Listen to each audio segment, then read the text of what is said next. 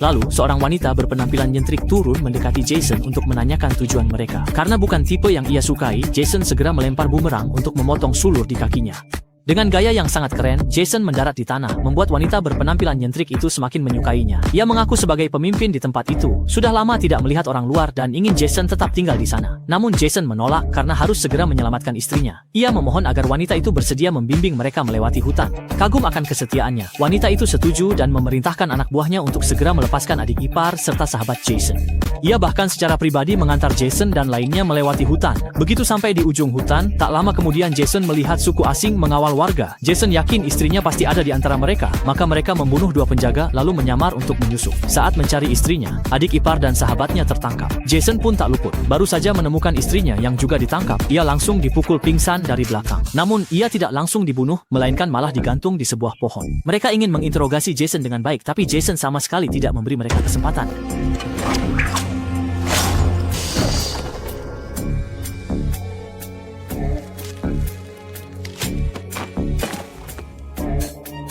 Meskipun Jason berhasil membunuh orang bertopeng itu, ia sendiri sudah kehabisan tenaga dan jatuh pingsan di tanah. Saat ia sadar, ia mendapati dirinya berada di dalam tenda raja, dan orang yang menyelamatkannya ternyata adalah penyihir agung yang pernah mencarinya. Raja pun merasa sangat heran, mengapa seorang petani dari pegunungan bisa membuat penyihir agung begitu peduli padanya.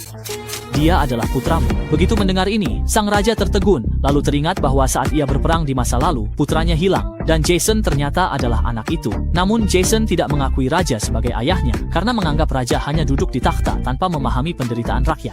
Maka, ia pun pergi meninggalkan tenda untuk menyelamatkan orang sendirian. Melihat itu, penyihir agung menjelaskan bahwa bangsa asing menyerang karena dikendalikan penyihir hitam. Penyihir itu menggunakan sihir gelap demi ambisinya menyatukan dunia. Jika mereka berhasil mengalahkan pasukan raja, tanah air tercinta Jason juga akan hancur. Mendengar hal ini, Jason memutuskan untuk tinggal dan memimpin pasukan untuk membela negara mereka dan melawan pasukan alien yang tiba-tiba menyerang. Astaga.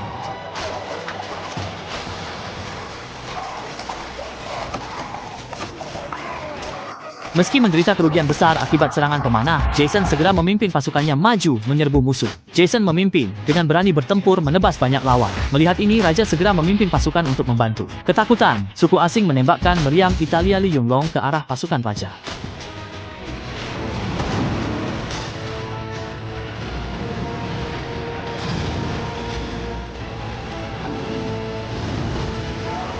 Dengan ledakan meriam, api besar menyala di tubuh para prajurit. Yang lebih gila lagi, ada sekelompok prajurit yang dan dilemparkan